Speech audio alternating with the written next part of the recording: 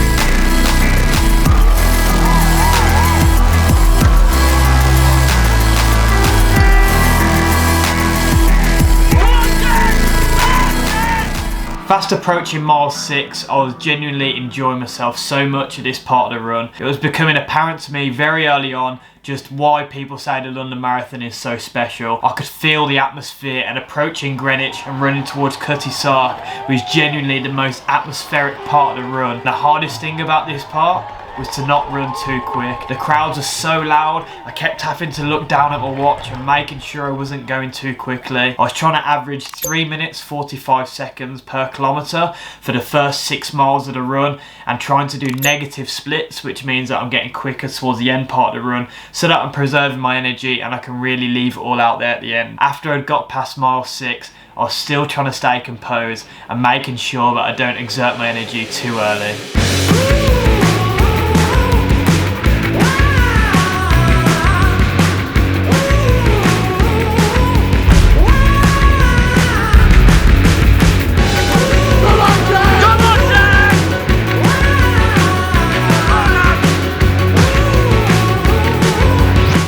I'd now just gotten towards the half marathon stage. I'd made my way through Tower Bridge, and again the atmosphere was so good, and I was trying to just enjoy the moment. I trained so hard and I was trying to soak up all the atmosphere that was going around. I'd looked down at a watch, 1 hour 18 minutes. I knew now that I had to do the second half marathon in 1 hour 17 minutes, which was actually a PB for me.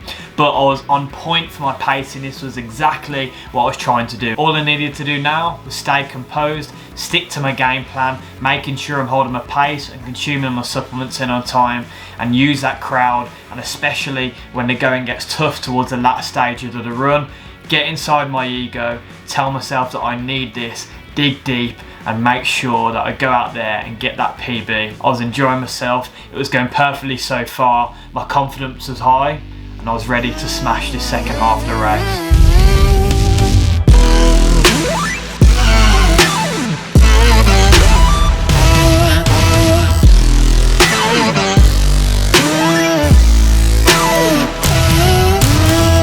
Approaching Canary Wharf now and the high-rise buildings, this was where those added 1% from visualising would come in really handy, because this was my first time racing the London Marathon.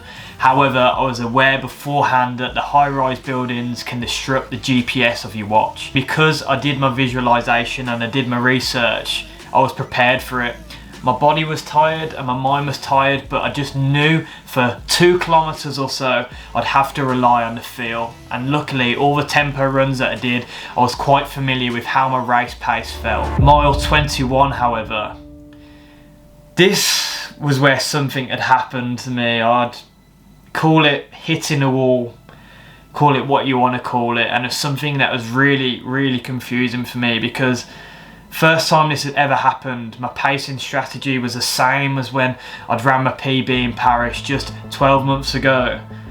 And I started to just cramp up in my legs. I was trying to rely on my muscles to power me through those last few kilometers of the run. Now I'm getting into the dying embers of it.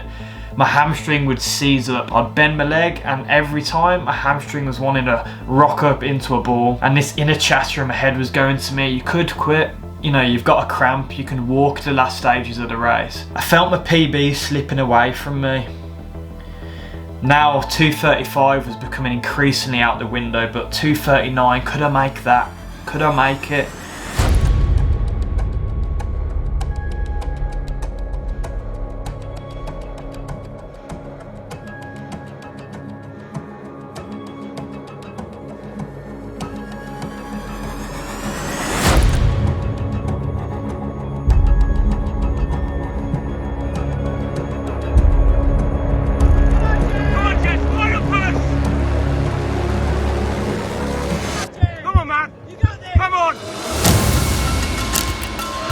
That's in there.